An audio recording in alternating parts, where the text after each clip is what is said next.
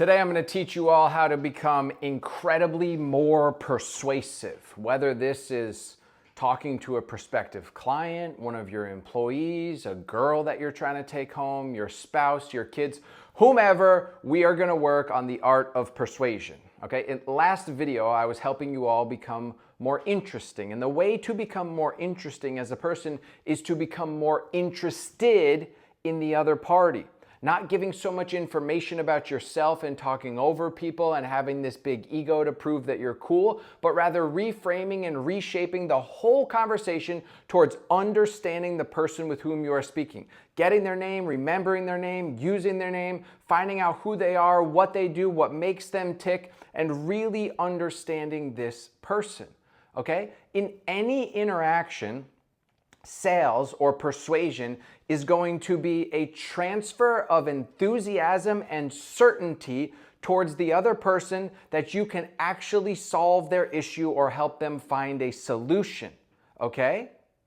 How can you possibly be certain and transfer your energy to this person if you don't fully understand their issue? You can't. So people who pitch too early are always going to be in a position in which they do not hold the power.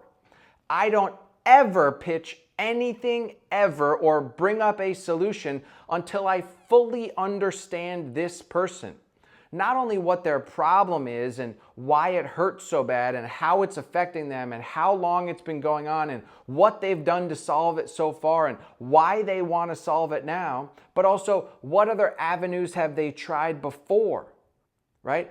Once I understand why they haven't moved forward with the solution and what their cost of inaction is costing them and what objections they have from moving forward, then I can educate them on the prospective solution before I ever make the pitch.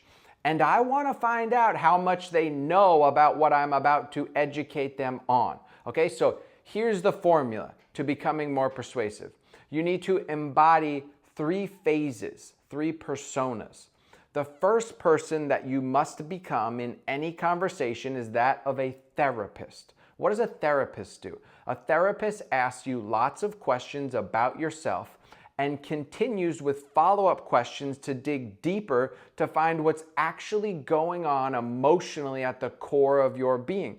And if you were to ask your therapist a question about themselves, they would not answer the question. They would address that that is a question in which they are not going to answer, but that they are going to reframe the conversation back to you. Same with a doctor. A doctor wants to find the root cause. So we're going to be a therapist or a doctor, and we are going to exhaust all questions until we find out what is really going on. And before we educate this person on a prospective solution or our solution or an idea that we have or an agenda that we might want to materialize, we must first ask this person, how much do you know about this thing? How much do you know about what we do or what I'm about to educate you on or where we're about to go, so that you can position the information in the right way? The next step is to become an educator. But I'm not talking about your 3rd grade teacher who's giving blanket information to the entire class. I'm talking about a dynamic educator who can package the information in a custom way to make sure that you understand, it meets you where you're at, and that your problems are being solved by the education that is being given. This is a skill set in its own. So once you understand how much they know, you need to then fill in the gaps and explain to them in a way that a 5th grader could understand. I don't care how intellectual, how educated, or how experienced the other person is. The more simply that you can explain the topics, the more emphasis that you will have on the words that you are speaking, the more impact that you will have on being able to create a real solution that actually solves their problems. Now, we don't want to educate somebody on all of the solution, all of our product, all of our service, or the entire lesson or agenda we have. We want to craft the information to this person in a way that specifically solves the problems they told you they were looking to solve. Most of the time in a sales interaction, this is about 20% of the product or service. And most salespeople will get to this point and talk themselves right out of a sale by oversharing information that nobody cares about.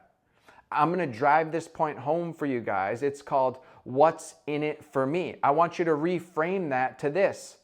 The person with whom you are speaking doesn't give a fuck about what they don't give a fuck about. And what don't they give a fuck about? Anything but themselves. So do not share things that will not contribute to them solving the problem they have just outlined they have a desire to solve. Now, once you have gotten to a point where you have been that therapist and exhausted the questions and gotten the person to a position where they maybe thought about things in a new light and they really feel the weight of the problem, and you've educated them on how your agenda, your product, your service can specifically solve the problem they are trying to solve, and you've gotten through all objections, including them moving forward with the solution immediately, not tomorrow, not in 30 minutes, but immediately, then you must move on and become the third person, which is the closer, okay? The ninja, the special ops guy, the shark, whoever you want to be. And this person understands that they have a responsibility. They have found a person that has a problem, and that person has been educated on the solution, and they have agreed that their problem can be solved by said product, service, or agenda that one educated them on. You now have a responsibility to move them forward. Because the only thing holding them back from moving forward with this decision that is going to change their life and help them is their mind, is their fear, is their inability to stay present at this moment. So as a closer, you need to help them highlight how much their inaction is costing them. That the reason they're in this current position is because they have over-evaluated and remained inactive, which has left them stagnant, which is why they have a problem which they currently want to solve.